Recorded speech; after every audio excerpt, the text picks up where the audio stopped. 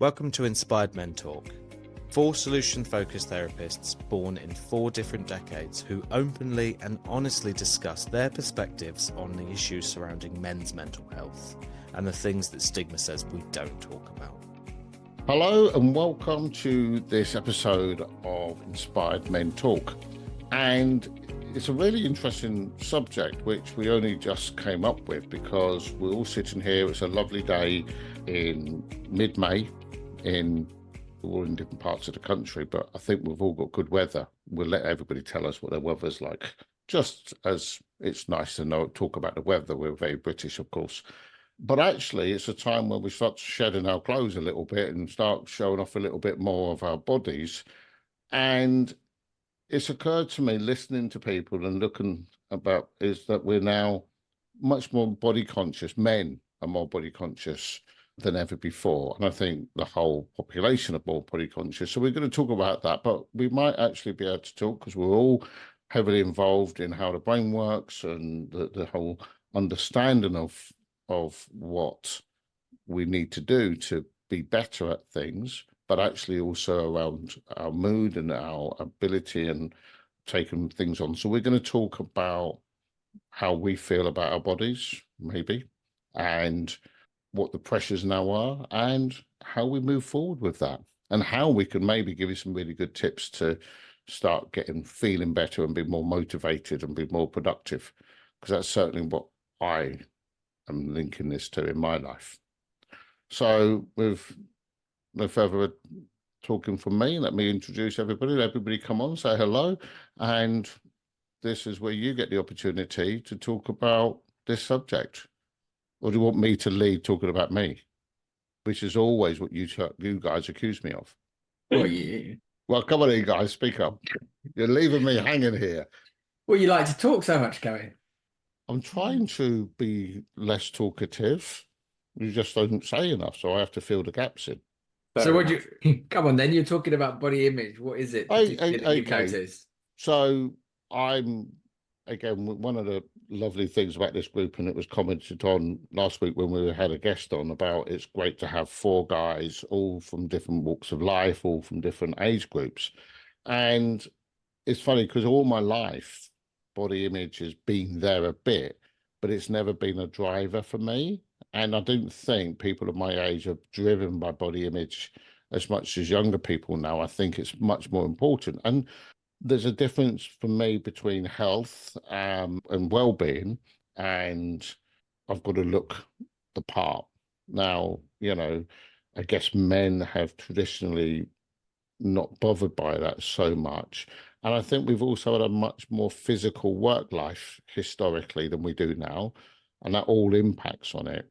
But we also, with the work we do, we also know the impact of when you're suffering with a mental health condition, how one of the things what quickly goes out the window is that self-care. And that includes looking after yourself and eating well and moving well and things like that. And then you get depressed over looking at yourself in the mirror, and it just adds weight to that low mood. So that's where I'm coming from today. How many people I see, how many people I know who are unhappy with what they are, but they don't know how to get out of it. But actually, how many people now are comparing themselves to the ideal, even though I don't think that's ever been defined what the ideal is. So how do you guys feel about that? I think that's kind of magnified, particularly more in this presentation, that you have to have your 6-pack or slim body and be the magazine model physique, I suppose, that would have been back in the day when your day with just sort of newspaper print and telegrams in the post kind of era, but now it's a lot easier on the social media front for everyone scrolling on Instagram it's the perfect body image. You missed the most important imagery, which was catalogs. Yeah, so of course. If I wanted to get a look at what I should look like, both with fashion and body type, I would look at a man in a woolen jumper and go, and a velvet jacket, and go, wow, that's style. Oh, that's why you wear them, is it?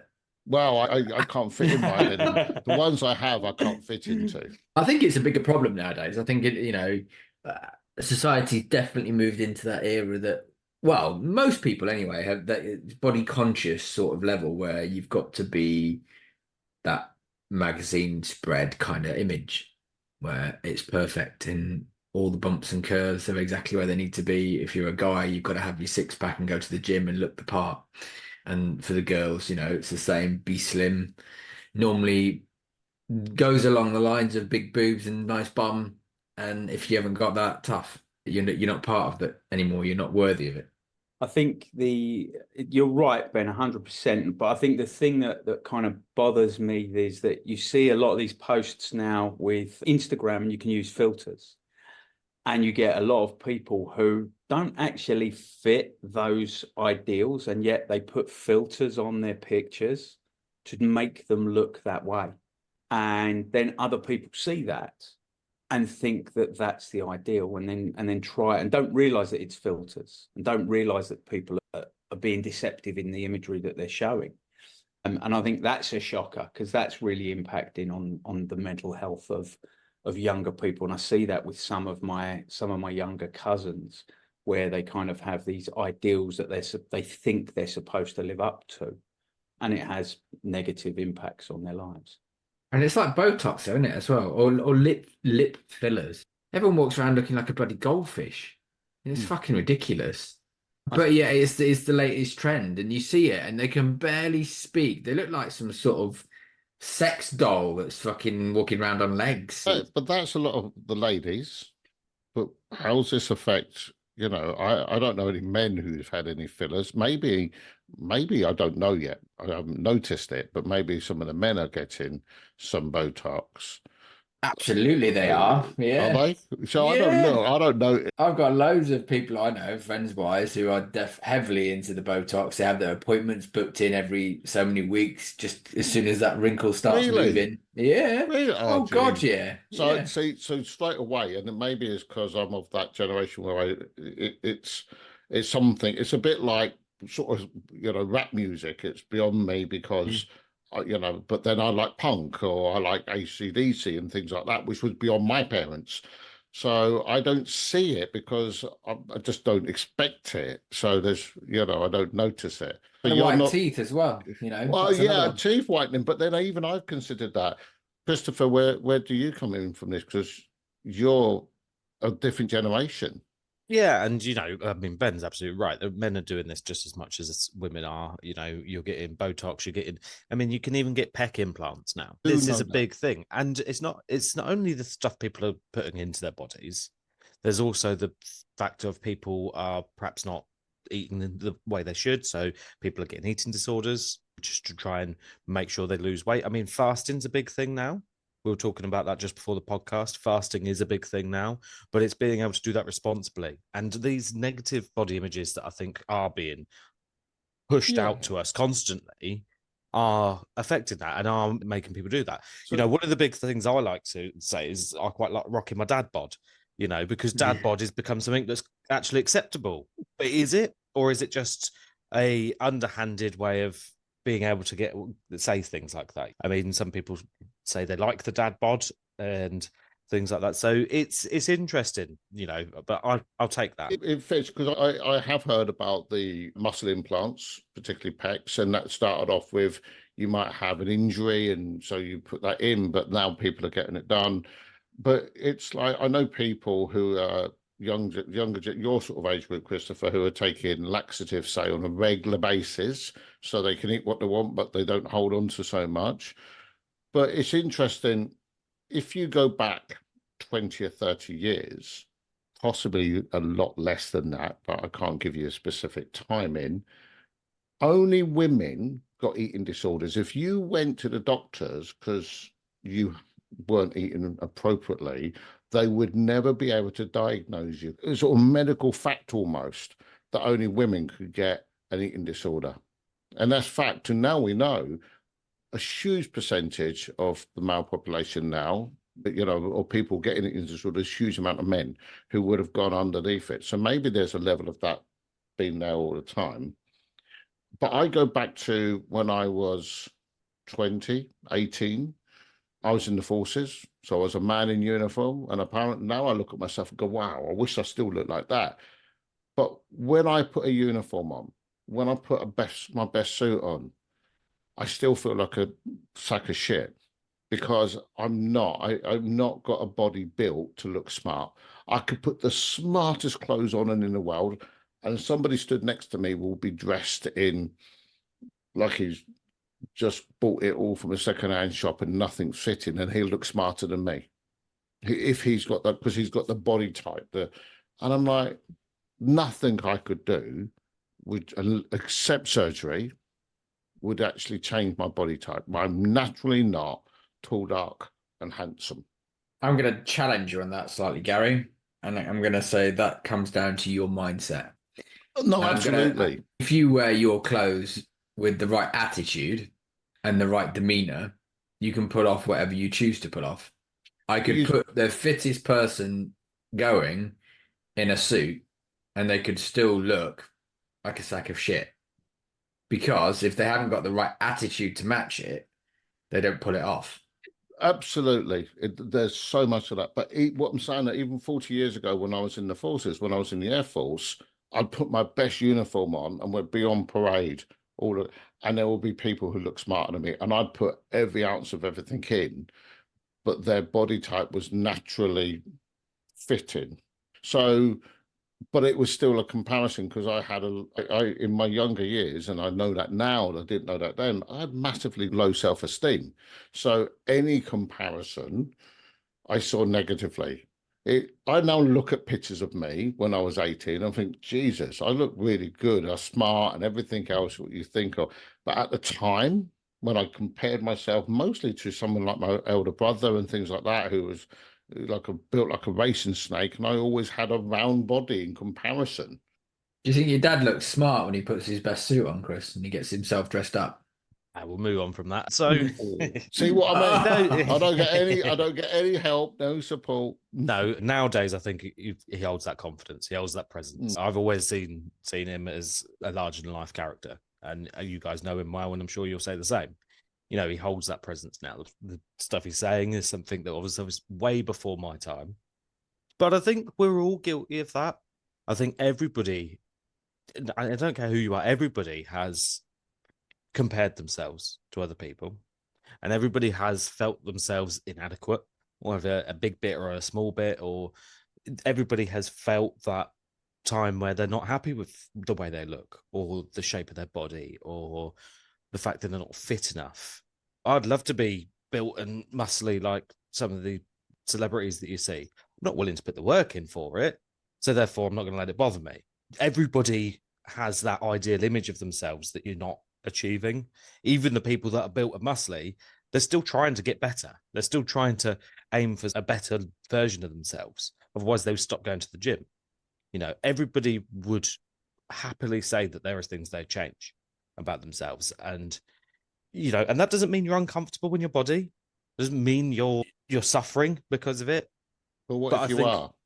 But I think there are some people that do suffer. And well, we know there are. We know that, I mean, I was looking at some statistics that at least 1 in 10 men have had suicidal thoughts just down to their body image, just down to the self-esteem and their body image. 1 in 10, you know. And I'm sure that number's probably higher if they looked deeper, because I know lots of people that would say that they've had those moments. Do you think the things like plastic surgery and things like that, which I didn't realise that the scope of the amount of people having Botox, do you think the organisations selling that are actually preying on the vulnerable, Peter? So I was talking to someone, it's a great question, because I was talking to someone recently who's just qualified in some of these plastic surgeries, as we refer to them. And she was talking about it as aesthetics. Yes, that's what it's called. Yeah. And I think that was the thing that really struck me, was that they've changed the way that it's phrased, because it used to be, certainly when I was younger, and probably when you were younger, Gary, it was plastic surgery. But it's turned into aesthetics, which I think is trying to put this positive spin on changing the way you look.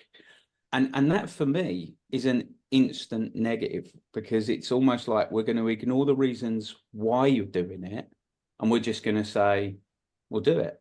Change the way you look. But that doesn't necessarily make you happier. But does it? I'm going to say, so I go back probably 30 years, and a friend of ours, lady of us, she had on the NHS breast augmentation, a boob job. She had 0 boobs. And I know another friend who had one normal sized boob and one flat. So she had surgery because it really affected their mental health. And in their opinion, it did. And the NHS felt that. And it gave them a massive confidence boost afterwards. Those kind of things, I can say, yes, I can understand why someone would want to do that if you're lopsided, as it were, or if you've got that. But I mean, we were talking about people. I mean, you look at Leslie Ash, for example, and she went off and had the lip implants, and that went, well, as far as I was concerned, really badly wrong. She still walks with a limp and everything because of the stuff she caught because of being in that surgery. From that perspective, it's kind of like there's not actually anything wrong. It's your perception that's wrong, or your perception is that it's hurting you. And it reminded me of one of these Good Morning shows this morning with Richard Madeley, and they had a young, like 18-year-old girl and an 18-year-old boy on it. And by all standards, you would look at them and say that both of them were very good-looking kids. But they had this body image issue where they felt that they didn't. And unfortunately, they met Richard Madeley, and he didn't really help with it, because all he kept doing was going, but you look really good. Alan Partridge did himself up. And for those people, when you're in that position, this is where I think you should be encouraged to look at other options before you go down the surgical route. When you say other options, what do you mean? Well, I think, potentially, if you're sitting there and there's no, like, to all intents and purposes, there's no rational reason as to why you want this change, then potentially you need to talk to someone about why you feel this way, why you're feeling negative, what's going on in your life that's making you feel you're not worthy, or you're not suitable, or you don't look right, if you will. I've never felt like I've looked right. I could always be more, and now it's, I'm like, well, it's too late now. So it is, but I always had a little bit of a hang up on that, and that probably stopped me being all I could be in early years. But saying that, I had everything I wanted as well. Somebody yesterday on the course, I was delivering hypnotherapy training yesterday to a course in Kent, and somebody said, oh, this. I said, my life's perfect. And they said, oh, nobody's life perfect. And I'm like, I've been married for 40 odd years. I've got a job. I don't feel like I've been to work for 13 years. I've got amazing children. I've got everything I want. There's nothing I actually now seek. Everything's there. I've got what I want. And though I'm not finished stretching, because you always want to go and find more in some way, but I don't need more. I choose to find more. And it's just like, wow, I've got some of the best friends I've ever had in my life. Not you lot, but I've had some nice. I was waiting for it. I've got some good friends, and bad things still happen. I was thinking about this morning. I put 4 tires on my car last week, and it cost me £1,000 because I got a nice car. And then this week, on Friday actually, I got a letter through the post and says, right, finance is up. It's at PP's, whatever it's called, PCP. And I've got to now find thousands of pounds to pay off the deficit. And it's like, but I've just bought £1,000. Oh. I can't, so I can trade the car in and just move on. But it's like, I've just spent nearly £2,000 with the service and everything. And it's like, what bad timing, because I've now paid for, so I now need to work out how. Refinance it, keep it. That's it. So it's like thinking about, what do you do next? So stuff still happens, but I still got a perfect life. I think that comes back to that saying, doesn't it? You have to find your happiness before you'll find your success. But I'm still not happy with my body. But I don't know where all that come from, but you talking about surgery and things like that and why people are doing this. And Christopher said something earlier about he would love to have Spartacus's body, but he's not willing to do the work Spartacus did to get it. But if he just goes to Turkey, he can come back after a 2-week holiday looking like Spartacus. Is that true? Yeah, that's very true. And it's Is the that quick gimmick now, fix? isn't it? Is that quick fix? Is that Yeah, it's a bit of a joke now, immediacy? isn't it? That you go to Turkey, come back with bleach white teeth and a full head of hair, and the fat sucked out of you. So, and actually, yeah, you're right, because even me, I'm in a good place with myself. Like you say, I've got a partner. I'm not unhappy with my life, but actually, there's some of that part of that sounds quite appealing. Actually, to just be able to go and say, well, I've got £4,000. Let's go and spend it making myself look really good. What about if I can give you a credit card with £4,000 on, and you can either improve everything, buy all the appropriate stuff, or you can go, oh, I can go and get some white teeth. Well, the thing is, I think I would sit down and have a conversation with myself and actually go, yes, it's appealing, but I'm not going to go and do it. But nearly everybody is of that age group, and this is what you've been saying. Yeah. And I was talking to someone who works in Harley Street, somebody who's also a therapist, the same as us. But one of the things they work in a clinic in Harley Street where they do aesthetics, but most of their clients come from abroad, and they fly in, a bit like Turkey, to have these procedures because they can't get them in their country, and it's sort of like, well, against maybe a lot of the cultural expectations. They fly in, get it done, and they fly home. They need immediacy. They don't want to work for anything. They don't want to run 10 miles a day. They don't want to go to the gym and wait every day. They can just go, fix me. That's society, though, isn't it? What we've created in the human race by having that ability to do things like produce technology, so that everything comes at our fingertips all the time. I don't have to go anywhere to order my shopping. I don't have to go anywhere to buy something that I really, really want. I can get it delivered to my door. If I want to go on a diet and take diet pills, I can order them online now. I don't have to even go to the pharmacy anymore or see a doctor. I can just type on a form. I can lie on that form and say, my BMI is X. I'm seriously obese and overweight and I need this drug. And it all comes to me. And I think that's why we've got this situation. But saying that, I wouldn't be lying. I am obese, probably be seriously obese if looking at the BMI scale. But the easy thing to do is actually get moving, and that would improve lots of evidence. Or I can just go, doctor, give me the stuff to make me lose weight because I'm not willing to get up and walk.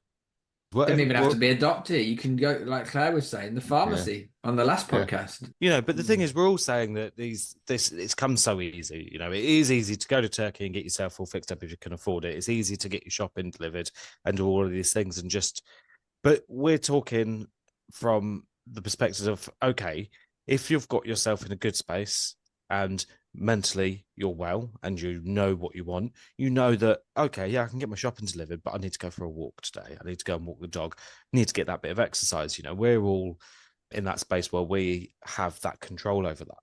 We're not going to take the easy options in everything in life because we're happy, we're well, we want to do things. But these people that are trapped in that place where they genuinely hate their own body, and I'm saying hate their own body, to the point where they could be hurting themselves, they could be doing all sorts of things, starving themselves, and all sorts of horrible things to themselves. What can those people actually do? Because they're not going to feel like we do. They're not, they're going to be trapped in that space where they need some answers. So why are they hating themselves? What would you say? I mean, that's a huge question, so I'm not expecting an exact answer, but what do you think are the things which are not helping them understand that they are who they are and it's okay? Oh, I mean, we as therapists, we know the answer to that. The way we talk about what happens in the brain, the science behind any form of, because it's a form of depression. Because I actually think, like Ben said and Peter said and you said, it starts with comparison. Yes. And, you've all talked about social media, and I totally agree with you. But actually, what about normal media?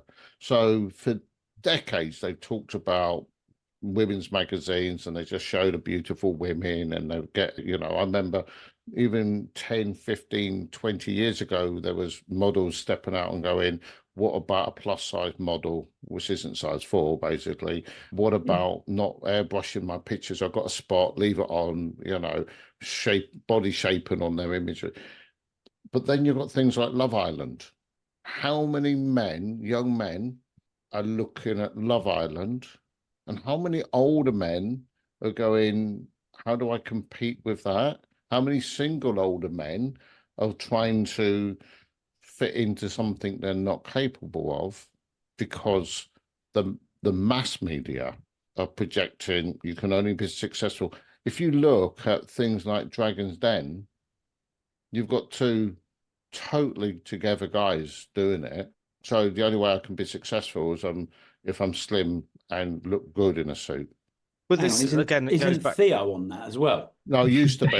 Oh, right. But he didn't fit the look. Right. It's Stephen Bartlett, and who is it now, isn't it? I think.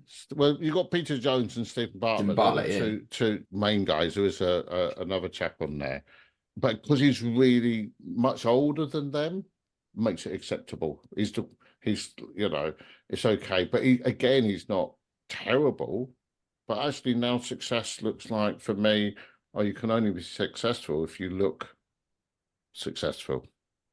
But it goes back to what I was saying. Intellectually, you know that that's not true. You may have those moments where you're watching Love Island and it's like, oh, I'd love to have a body like that. But it doesn't become something more than that.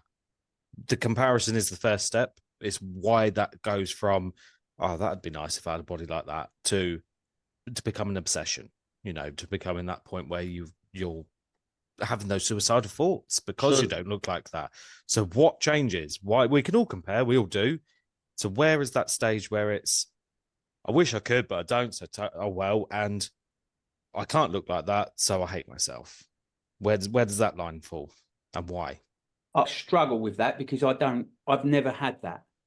I don't know if that's just because of the age when I grew up, or how I grew up, or how I was brought up. But I remember this has just reminded me of a story. When I was about 14, a dentist said to me, your teeth are discoloured. We can, on the NHS, file them all down, put them into crowns and make them white for you. And I said to him, why? What's wrong with my teeth? And he said, there's nothing wrong with your teeth. And I said, well, why would I want to do that? Now, there's part of me now that goes back and say, well, maybe I would like to have white teeth. But at that time, it was never a thing for me. And even when I was at my worst, and I was over 20 stone at one point in my life, even then, I would walk past the mirror and kind of go, yeah, I look good. It was that kind of man thing, So I can't relate to this whole, I want to be. I kind of look at myself and I'll always find something that I like. I might get a bit of definition in an arm, or, one of my fingers gets a bit strong. I don't know, I always find that positive thing. I mean, that's a great way to be, Peter. But let me put it to you in a different way then. Ben's got off thinking about the exercise routine for that. Yeah. But let me put it to you in a different way, Peter or Ben, whichever one of you wants to say. If you had a client that came to you saying that this is how they feel, what would you tell them? You're saying you don't know because of you haven't experienced that. But if we put therapist head on, if a client came to you and said, I can't get over the fact that I can't look like Dwayne Johnson, and I'm getting to the point where I'm getting really dark thoughts, what would you say to your client? How would you handle that? See, it is a tricky one, because if you want to put the effort in, you can look like Dwayne Johnson, right? And anyone can, but you have to be willing to put the effort in. So what stops the effort? I mean, that's the thing. So I do know intellectually, I know all of this. However, I'm now the heaviest I've ever been in my life. At Christmas, I got a tailor-made suit. It was a birthday present from all the decent friends I've got. It was Is there an option to throw someone out of a meeting? Yeah, but it was a gift. It was lovely, and I went down and Savile Row suit all made for me. I'm already a half a stone heavier when I had that tailored, and it's just like, wow. And that was what I had it made, tailored. I was at the heaviest I've ever been, and I've just got a little bit heavier. So I know intellectually all of these things. So why am I still eating too many biscuits? Why am I not exercising at all? I know my car's parked right outside my clinic here. And if it was on the other side of the bays, I'd probably call a taxi to drive me across the road, you know. And it's just like, I know, I've been shopping this morning. Why didn't I park at the end? So I had to walk into the supermarket rather than seeing if there's just driving around until the closest space possible comes up. So we know. But Your bucket's too full, Gary. That's what you got going on there, mate. Maybe you should book it for some sessions. I don't know any good enough therapist who could handle me. That's the problem. Do you know, that's one of the biggest excuses I hear from people. Actually, when they talk to you about their problems, do you know what, hypnotherapy really help you? Oh, my problems are way too big. You won't know what to do with them. One of the biggest things I hear people saying, it's the biggest bullshit I've got going. You know, you're right, and we do hear that now and again. But we do have people come in. But actually, you're absolutely right. So what? All of that is the culmination of everything else. And not only that, is it? You know, your bucket's full, but also you're now putting your body under stress. Yes. So your fat cells are now screaming, but no one's listening. The biggest issue I've got is I took the dog for a walk this morning, which I try and do, but mostly I don't, because it's like, oh, I've got something else to do or thing. But I know, because I'm a little bit heavy, my knees will ache by the time I've finished, and this will. So then I can't, because I'm getting overweight. So it's like that sort of catch-22 situation. So it's like, how do we break this? And I'm in a good place. I am. I've got to, I'm absolutely happy. But my health now is being damaged. I don't know the right word, impeded or something, purely because I've not got a good, healthy lifestyle. And I don't mean going to the gym, because I'm not a gym goer. I'm not built for running at all. It's not my thing. I've never been a runner. But there's 100 activities, and why am I not doing them? Or how do I get to do activities, Christopher? So I've got an actually really good question for everybody. Is there a place for a little bit of shame? Because maybe you're just so willing to be fat and unfit because you don't care what you look like anymore, because you're happy in yourself. It doesn't matter if you got a 40-inch waist or a 50-inch waist or whatever. It doesn't matter to you anymore. So is it important to have a bit of, maybe we do need that level of, well, actually, no, I don't want to look like this. Maybe that's the motivation you need. You need that motivation of where that line is. You can't, if you're too comfortable. Then so you're talking about body shaming. Fat shaming. I think Piers Morgan used to talk about it a lot. Fat shaming's good for you because it encourages you to actually get off your ass and do something. Peter. So in answer to that, I can relate to that. What triggered for me, and it wasn't anybody else shaming me.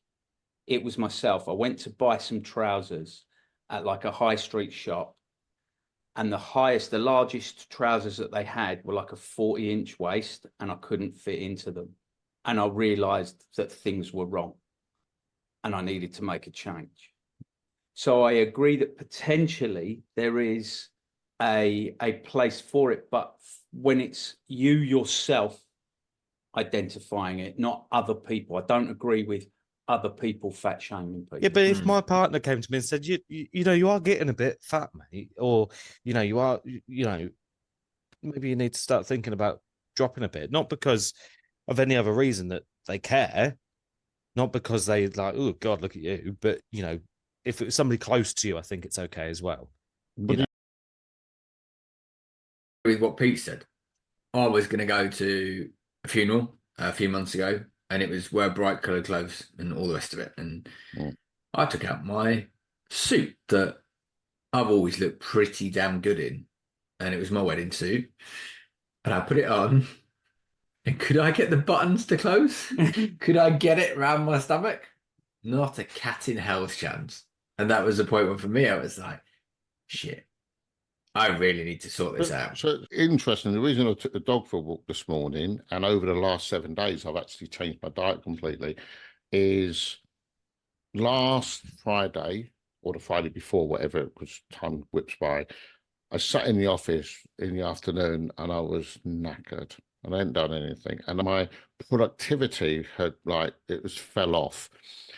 But actually, I've got some really nice designer shirts, and they're all XXL. And I put one on, couldn't do it up. I had to wear a jumper over the top to show, because otherwise you just see gaps between all the buttons. And this is XXL. Okay, it's designer, so it's a slimmer fit. So in real life, it's probably an XL. Yeah. But that's never happened. And actually, that was that personal going. I've got to change. I've got to change. It was an awakening call. But if I hadn't have that fairly empty bucket, more than life just going on, if I'd been in a bad place, that would have been something else to beat me up with myself. And that's the difference. You've all talked about trying something on and it not fitting. But actually, what if you're not in a space to cope with just going, oh, I failed again? How do we start changing that? What small things? Because we, I think we all understand that nobody can lose 5 stone overnight, 2 stone, even a few pounds overnight. But most people, rather than trying to compare themselves, mostly, because we all compare, it's a human nature thing, but a proper comparison generally happens when we see in ourselves as not good enough, not worthy enough, not capable. So we're in a bad place. Mental health has taken a real big hit for us at that point. So we only notice negatives and we don't see solutions. What small thing can you come up with tips of how people can take who are not doing anything and everything seems too big because the comparison from here to here is too big? What tips can you give, Peter? So I think one of the things that helped me go from that being that person that couldn't get into a size 40-inch trousers, and I now wear 34s, and my 34s are loose, was a couple. One, I kept this pair of jeans that I really loved and that I looked good in, and they were a goal for me. And I hung them up where I could see them at the front of my wardrobe. And every sort of 6 months, I'd try them and see how far I was progressing. So when I made a comparison, I didn't compare myself to other people. I compared myself to me 6 months before. And I think that helped me to keep going forward, to see the progress that I was making. But before that, obviously, it was to start by doing something small. So, you say, walk the dog, might be climb some stairs instead of the lift. Get out one floor early on the lift and walk up some stairs to start with. Do something small that can help you build your momentum is kind of my tip, and have a goal. Yeah, it's similar to what Pete's saying. I think, one of the most important things that we talk about is your what's been good and writing it down each day. And no matter how pants your day's been, it's about focusing on the small wins as much as the big wins. So if that day and you're really struggling, you got up and made yourself a cup of coffee and had a shower, that's your what's been good. Write it down, note it, reflect upon it, and then reflect upon your week, because you're starting to get yourself back into that routine where we're building enough chemicals to give you capacity to look at things in a slightly different way. Your coping ability to look at maybe taking that next step. And then maybe it's not just that you get up and have a shower each day. Maybe it's that you go for a 5-minute walk, and so on and so forth. And I think one of the other misconceptions is that when we say activity, you don't have to go to the gym and bench press 150 kilos for your activity or run a marathon. Going for a walk is enough. And you can increase the time that you walk for and how much energy you put into your walk and your pace as time goes on. Ratey talks about it in his book, Spark, how much we need to have exercise to stimulate our brain and get the chemicals to build and flow. And if we don't create the stimulation, we just spiral downwards and we end up with the wrong chemicals in place, the cortisol, the stress hormone, which then makes us feel pretty rubbish. And the brain then, as we know, goes into, I can't be asked to do anything because it's better for me to just sit here and I don't have to worry then and I'm safe. Yeah. Christopher, what tip would you give to somebody who is in that darker space where they're comparing themselves, not feeling great, not feeling able? because they just see all their big goals as too big. Yeah, it's important as well that we recognize. I mean, we're all talking about body image as in being overweight. And I think that's just because we relate to that a bit better. But body image is obviously more than just being overweight. There's people that want to put more muscle on. I went to school with I can count at least 5 people, boys, that are always moaning about how skinny they were and couldn't put any weight on or any mass on, So body image is the moving and getting the exercise if you're overweight, and that can be a struggle. And there's lots of different things you can do with that. But when it comes to just your self-esteem and your body image, it doesn't matter whether you think you're too fat, too thin, too short. I mean, it doesn't matter. Some things you can change, some things you can't change about your body. What's important is that you recognize what's rational. It's okay to want to get fitter, get thinner, get stronger. So if you've got to get those motivations and you've set those goals and you're approaching that from an intellectual point of view, knowing that it's not going to change overnight, that's healthy and that's okay. But if you're in a place where you feel the incremental tiny things about yourself are such a devastating problem, or the things that are out of your control, like your height or your, whatever it may be, there's clearly too much in your bucket. We talk about the bucket. If you haven't listened to our podcast before, go back and listen to the one about where we're talking about our stress buckets. Everybody has a stress bucket. You're putting too much in. You're having too much going on. So it might be time to seek some therapy. Speak to a health professional, a mental health professional. Seek out some professional help and see what can be done. I think people can find therapy, and it's like when you're ready to, there's always someone to talk to. Sometimes people don't realize they're ready because they're looking for other answers. But actually, when you've got people there, then reach out to them. And it's good to talk. But I think, and you've all hit on this, one of the biggest things is whether it's external or internal motivation. And most of us are looking for external validation. So I look really good in uniform. I now know that. However, then I didn't know, because I was comparing myself externally. If I'm like, Peter's looking in the mirror and he's at his heaviest and he's going, yeah, look at me. Yeah. It's having that internal thing. So I know that my drive at the moment is internal because I'm not as healthy as I should be.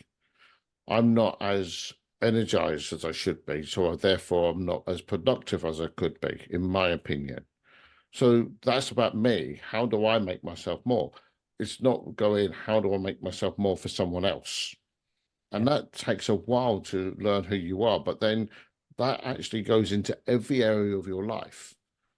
You become more confident, more competent, and more comfortable with other people being other people, because you don't need to compare yourself. But that's a hard job.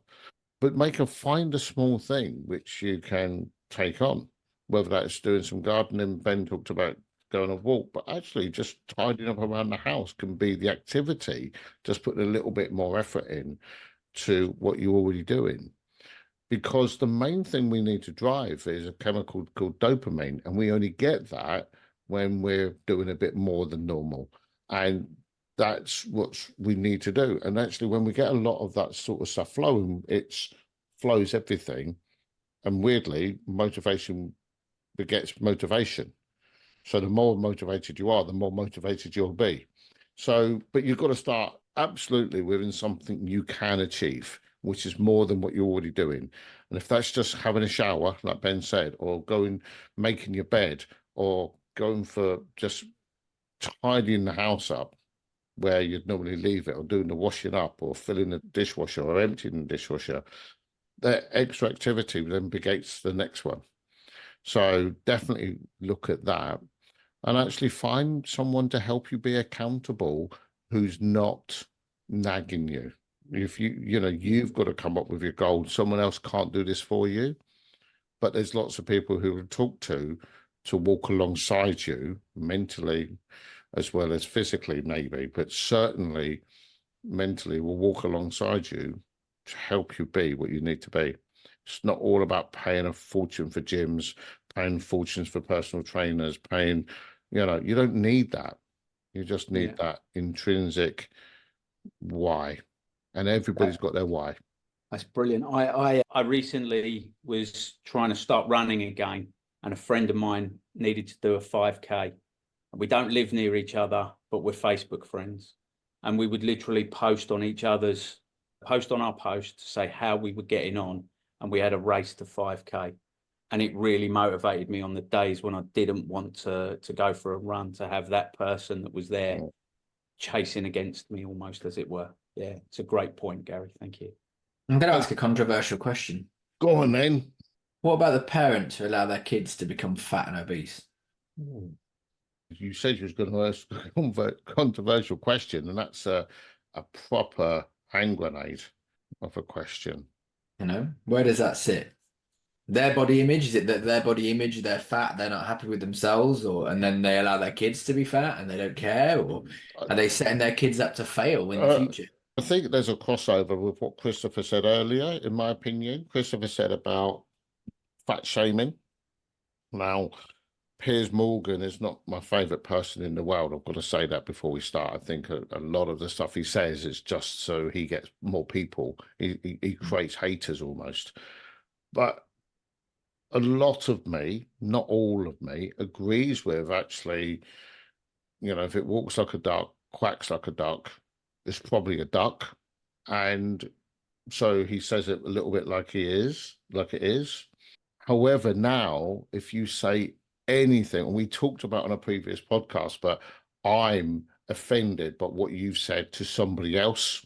So I think if I want to eat everything in the shop, that's okay, because I'm never going to tell you can't do something. Now, we know what we eat is directly related to our stress levels as much as our culture and expectations. So, yes, Ben, you're probably right. But actually, who is now allowed to go, you're not necessarily helping your child, because there's a research, 60% of children going into senior school are now obese. And there's research showing that anybody who's obese as they go through adolescence will always have a struggle with obesity. People who are strong and fit and, you know, the old-fashioned standard child, maybe, in my opinion, you know, you wouldn't have that same level, but it's acceptable. You know, if you're now a size 10, you're really slim. And that's okay now, because anybody who's a size 16, you're not allowed to say them. They're not helping themselves because you're offensive. I think, Ben, you've opened up maybe a good idea for another podcast and a conversation for another podcast. I think one thing I'd say about your comment of the parents that are bringing up children that are obese and overweight, you know, if you take that back a bit, if the parents are overweight and obese, then they've clearly got their own things going on. We know that eating in excess is a coping mechanism for something, for another issue, anxiety, depression, whatever it may be. And we know that children feed on the emotions of their parents. So if the parents' lives are full of stress and anxiety and problems, and that eating is their coping mechanism, it kind of goes hand in hand that's going to get passed on down to the child.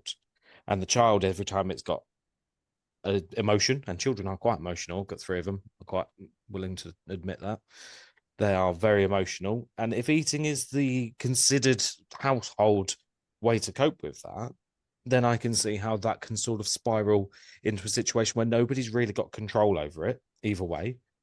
Whether they're willingly doing it or neglectfully doing it is all up for opinion and debate, but I personally think it's a bit of a vicious circle of lack of control, and it's just funneling through. But who can say anything about it?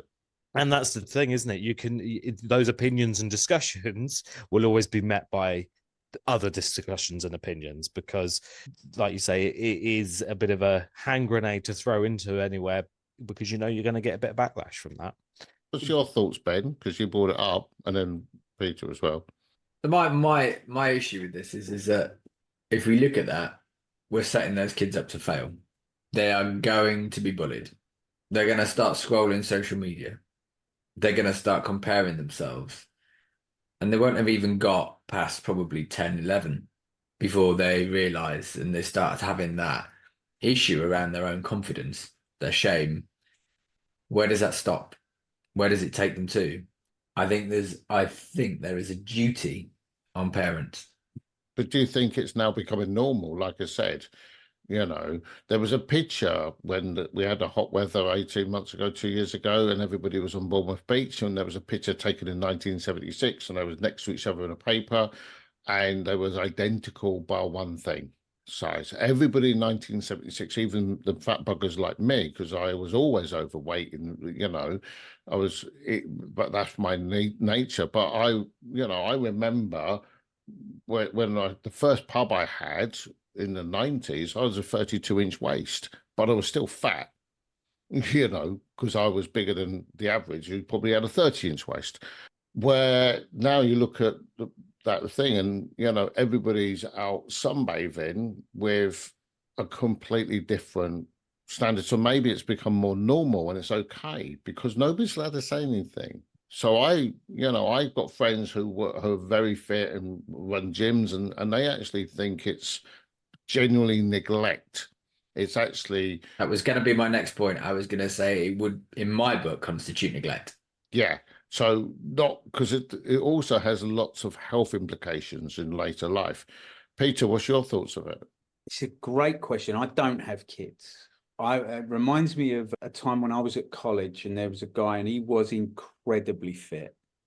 And I was talking to him because I was that kid that was a little bit overweight. And I remember when I was growing up, I was allowed sweets and sweets were a reward. And I kind of said to this guy, I think I offered him a sweet or something like that. And he said, no, I don't really eat sweets. And I said, how's that? He said, in my house, we've grown up, fruit was the reward. And so his diet was very much different. So, yeah, I mean, I really don't know the answer, if I'm honest, because I think, parents will always try and give their children what they think they want or what they kind of wanted as a child. And maybe that's it. But I really don't know. It's a great question. Yeah. I mean, don't think we're going to get to the answer on this call.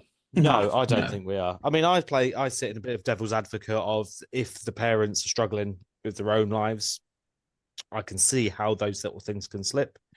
However, my children are all fit and healthy. Saying that, you talk about children being overweight and obese. My son's very, very slim. He's very skinny. He's skinny. He's not slim. He's very skinny. He's a fussy eater, but he's fit and healthy and strong. He's a very strong young man.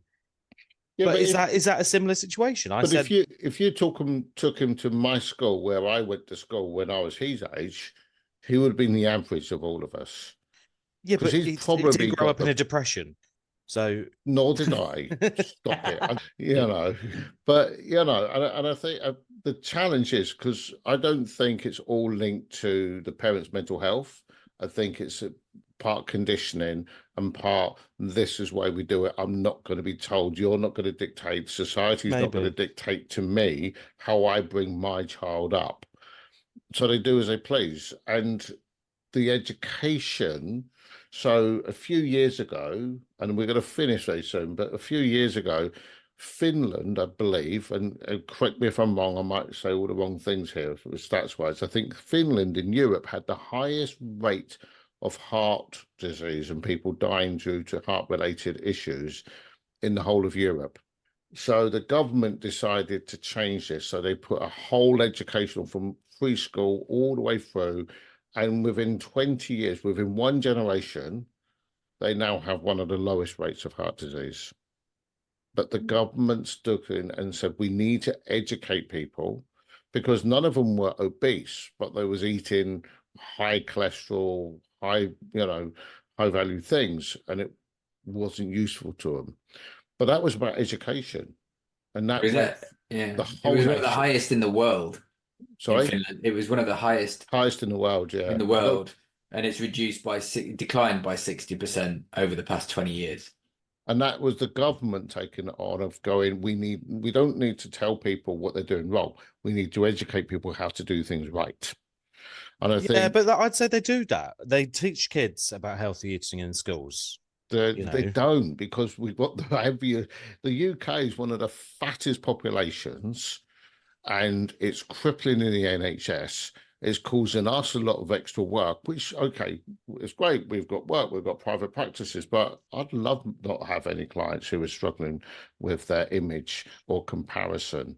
And that comparison comes, like Ben said, of, well, this is where I brought up and now I don't fit. Now I've been bullied. Now I've been this.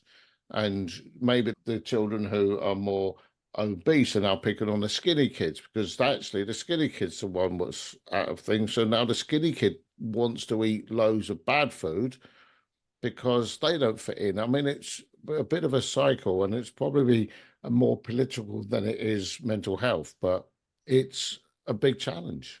Well, I thought I'd drop that bombshell in. So. Oh yeah, thank you, Ben. Yeah, cheers. Right at the end. It's right. It's a good debate, isn't it? You know. It is, and ultimately we still got to come down to that mental health. And I think the little bit you put in there in the middle of that hand grenade about how that then long term gives people issues and personal debates about whether they're good enough, whether they can, you know, be physically fit enough, look good enough, and challenges there. A lot of that will stem from their conditioning. And we know now, you know, we talk a lot about nature, but nurture probably has more impact on your life and your well-being and your mental health than nature. So there is a crossover there. So we need to, you know, some of the stuff we do as the solution focus therapists is we do a lot of education as part of working with people. We're not just saying fix. We're going, this is how you do it. And this is a long term. So you've got a lot of education to keep that and pass that on. They can pass that on. So, yeah. I forgot to tell you guys as well, I'm not here next week because I'm nipping off to Turkey to get some new pecs, get my teeth done. Is that not 2 weeks? They can now do it in a week. Yeah, same day. Come Can't back you in buy it on Amazon? Well, you could. Well, I think they're a different type of dressing up, Gary. I'm not sure that's for this show. Oh, right. Yeah, okay. We have enough of your dark side, but let alone knowing the truth. Right, let's wrap this up. So, you know, it's been a really interesting podcast and an interesting subject, which has gone in lots of different directions. But I just want to, you know, reiterate the last tip for each of you, just a very quick 10-second tip of how somebody can get off that couch and take some action or start to feel a little bit better about their own image. Who wants to go first? Write down what's been good. Write down what's been good each day. Peter. Have a goal. Have a nice, small, achievable goal. Christopher. You know, if you're really, really struggling, maybe it's time to speak to somebody in the mental health profession, whether that's hypnotherapy or any kind of thing that works for you. And for me, it's about visualization. Visualize a thing you can achieve. Really get a clear picture of what it's like to go for a walk or whatever, and then execute the best you can. So thank you, everybody. That's goodbye from me, Gary. You guys? Goodbye from me, Peter. Goodbye from me, the man with no name. Thank you, everybody. We'll see you on the next podcast. I hope you enjoyed this. Please leave some feedback for us. Tell us what you think of it. Tell us which one of us, you know, is the best looking, or whatever you need to do. Who drives on the most? Who's the most engaging? But leave comment, leave feedback, anything you want. Like us, share our stuff on the internet. If you know somebody else who's struggling, do share some of the content with them, you know. But actually, we really want to make a difference to people's lives, and if we can, but we can only do that with your support. So thank you for the support we've had so far, and I look forward to speaking to you again soon. So thank you very much from Inspired Men Talk.